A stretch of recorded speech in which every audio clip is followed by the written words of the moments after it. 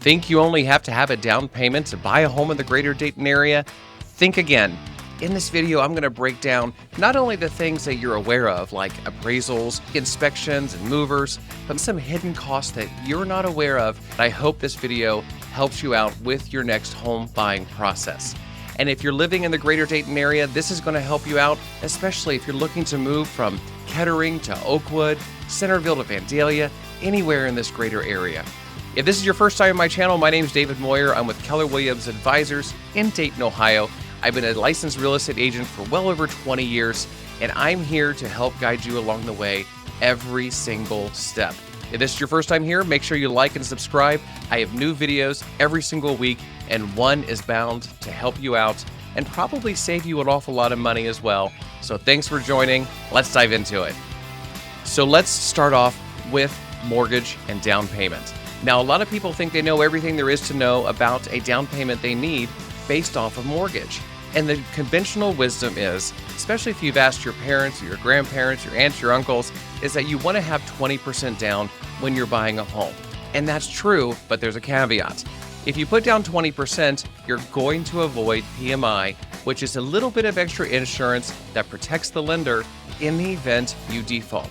Because anything you finance less than 20% is a little bit of a larger risk for that lender. So they're going to have that insurance on there until the value of the home goes up or you pay it down to 80%. So yeah, 20% is a great idea, ideally, but you don't have to have 20%. Let's take as an example somebody that has really good credit. They've been saving and saving and saving. They found the home they want to buy, but they just don't have 20%. You can also go into a program of a 10% down or a 5% down. Keep in mind, you're going to have that PMI. You can talk to your lender about how to handle that. You can do what's called upfront PMI, a little bit of a larger chunk at the beginning so you don't have it month after month, or you can opt to have it onto your monthly mortgage every single month. Another great option is FHA. This is a government-backed loan, and their minimum down payment actually is 3.5%. So if you've been saving for 20% and you're already past 10%, FHA may be a great product for you if you're looking to get into that home now because you have 3.5%. And if you're a first-time home buyer, here in Ohio, there's also OFHA, which offers a grant program which can actually reduce that 3.5% down to around 1%. And that other 2.5% comes from a grant from the state of Ohio. You get that when you close to cover the extra part of your down payment. The caveat is you have to stay there for a certain number of years. So if you want to dive into that, let me know. I can put you in contact with one of my lenders. They can walk you through the OFHA. Likewise, we also have VA loans. If you're a veteran here in the area looking to purchase a home, you have benefits for serving your country, and we want to help you achieve that American dream. VA often has a zero down payment option. It also has low down payment options, and even though it's less than 20%, a lot of times that PMI I talked about earlier is gone. That's one of the benefits of utilizing your veteran benefits if you're looking to purchase a home. I do a lot of work with veterans, as do my lenders, so we can walk you through that as well. The last loan product, if you're looking for a down payment and you're wondering how much do I need, there's also USDA. These are few and far between, but this is through USDA, another government-backed loan, and they are 100% as well. However, there are certain areas where these loans do not qualify. It's something that's going to be a little bit more rural. You can go onto the USDA website. They have a map. It'll show you which areas of Ohio you can use that type of loan in. So, 20%, is it a great idea? Absolutely. Is it an absolute must to get you into that home? Absolutely not. Maybe you have less than 20%. You really want to get into that home. If you have to save up for another year to get to that 20%, the housing market continues to move, that appreciation continues to move, and by the time you have that 20%, the house price has gone up, and it's an endless battle. So let me help you figure out how to get into that home now so you can take advantage of that equity and take advantage of that appreciation. So now, one thing I find a lot of buyers that come to me and they're buying their first home, or maybe they haven't bought a home for a while, and they don't think about this when they're saving up their down payments and making their plans, is what are the closing costs of that loan going to be? Closing costs are part of the loan process to get you that loan. And it's more than just the fees for the lender to do all the work to get you that loan. It also includes loan origination fees, title insurance to protect you if there's ever a default or something on the title, as well as escrow fees. And the escrow is setting up that account that pays your homeowner's insurance on your behalf that you pay into every single month, and also those taxes that are due every 6 months. So you can set that up, have a nice cushion when you first move in, and start adding to that escrow. So closing costs typically can go anywhere from around 2 to 5%, give or take, depending on the area you're in, depending on the taxes. So for instance, if a home is $250,000, let's say in Huber Heights, you might expect to pay somewhere between $5,000 on up to maybe around $7,500. It could be a little bit higher depending on those taxes and depending on the type of program that you're going through. These closing costs are extremely important. So now you're thinking, well, David, I've saved it for my down payment. We got through step one, but now you're telling me I need closing costs. I don't know if I have another $5,000, $6,000, $7,000, $8,000 laying around. And that's okay. The buyer does not necessarily always have to pay those closing costs. Part of working with a licensed real estate agent is the negotiating process, knowing the value of what you're buying and how to negotiate that properly. A lot of my clients will go into a home, fall in love with the property, and write an offer, and write a good offer for that seller, and they will simply ask that seller to contribute towards helping them pay their closing costs. And a seller can do that. So let's say if your closing costs were $5,000, and you say, well, David, I've got $2,500. I'm more than happy to contribute that so I can get a good deal on this house, but I need the other $2,500. What we're going to do is negotiate with that seller and say, this is what we're willing to offer you if you will pay $2,500 towards my buyer's closing costs to get them across the table. Now, if you come across the seller and they've already reached their bottom line and they're willing to sell you the home at a certain price, and that is the bottom line, maybe you want to go back to that seller and say, I hear you. How about if I pay this price plus $2,500, and then you can pay $2,500 towards my closing cost. This is a great win-win for a lot of buyers and for a lot of sellers to get everybody to the closing table and make sure you have a really smooth transaction. So they're the ones that can also pay that. We can go either way, and I can kind of show you what way works out best for you depending on your circumstances. Now, also, when it comes to closing costs, if you're working with a lender, if you've gone online and you've explored mortgage options and you're working with a national company, make sure you talk to a local lender as well. Talk to a broker, actually. I have a lot of lending brokers that have excellent closing costs. They can get you to the table with the same rates, if not better, and for a lot less money out of pocket should you have to contribute towards those closing costs. Now, the next fee that you have to prepare yourself for when you're purchasing a home is extremely important, and it's not a huge fee, but it's one that you will thank yourself over and over again for paying upfront and getting done during the transaction, and that is your inspection.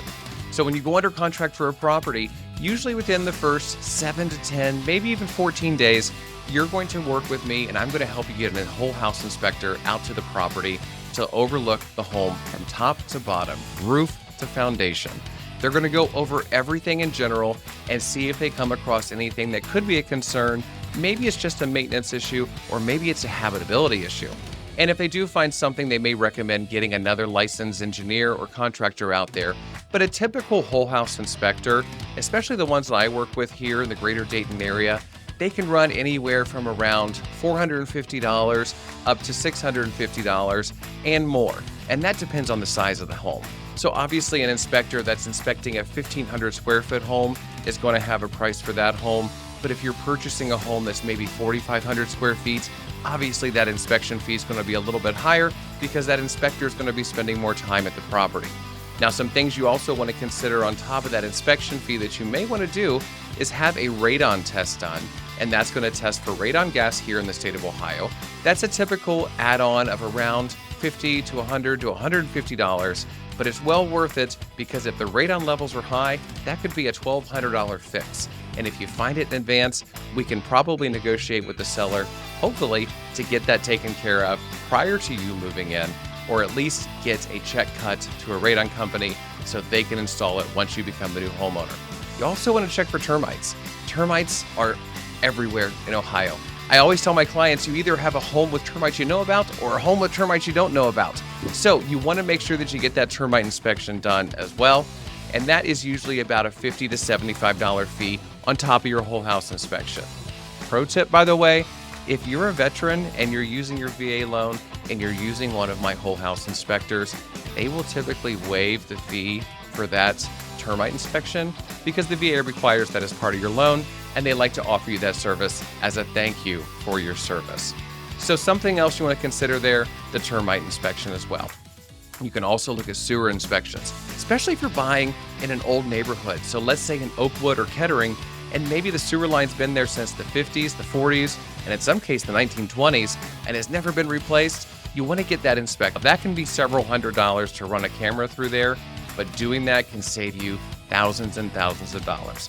Here's a good example.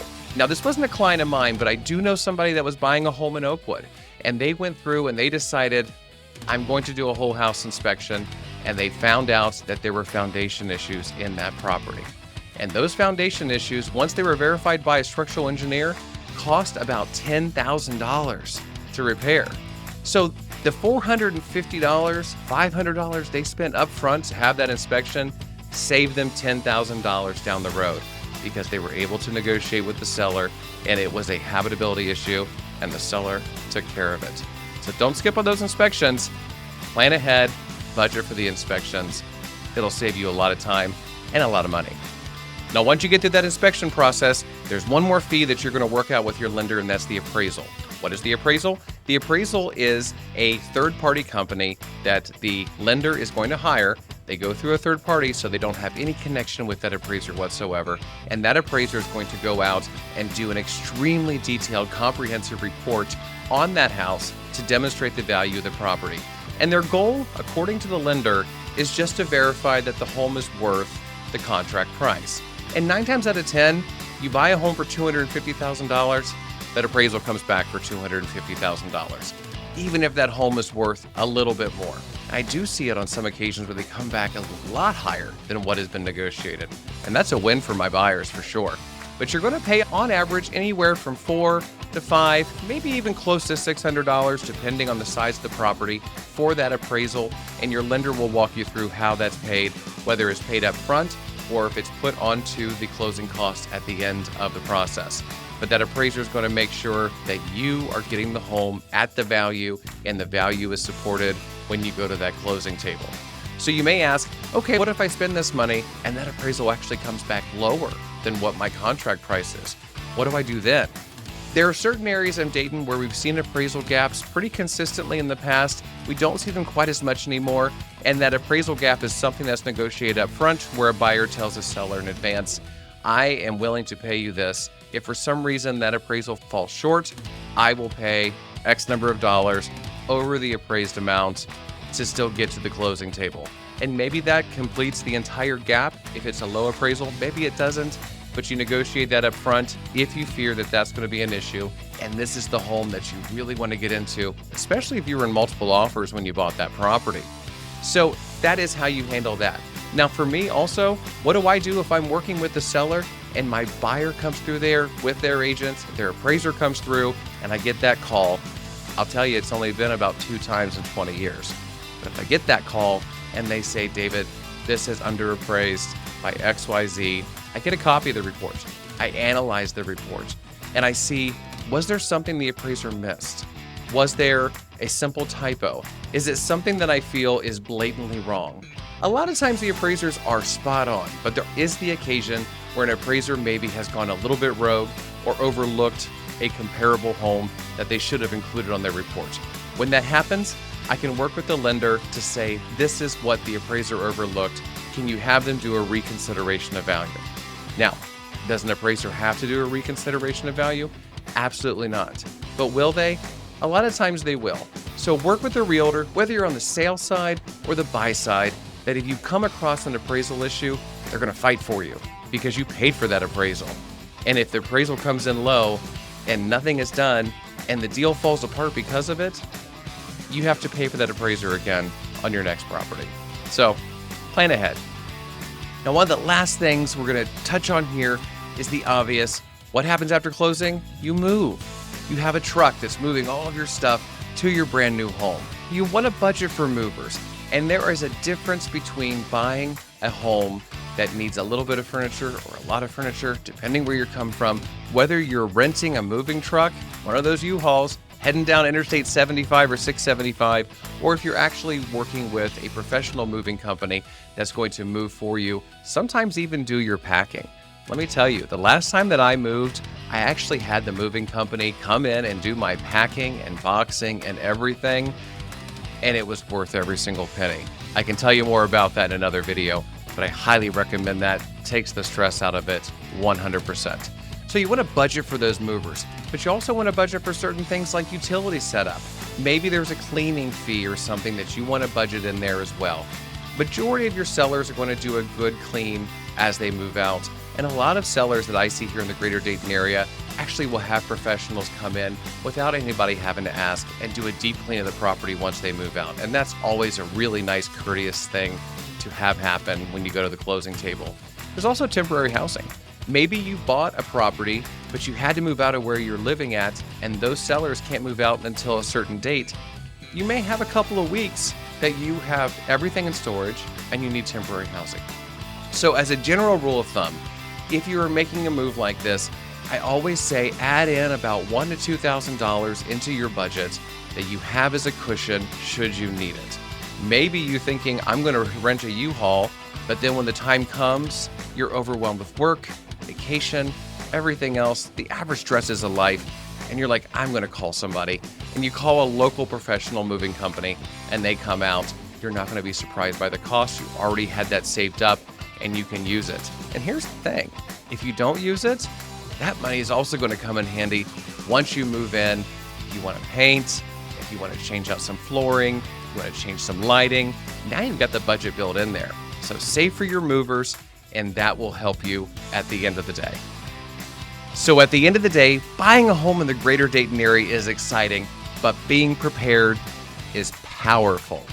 So I hope this video helped you out a lot. Like I said, make sure you like and subscribe. Send this to somebody else that you think with this video would really help them out in their moving journey. Or maybe they're considering moving and they've never done it before and they want to see, well, what do I need to know in advance, especially if I'm moving here in the Greater Dayton area. So like, subscribe, let me know. And by the way, what surprised you most about the last move that you made and a cost that maybe you weren't prepared for and were blindsided by?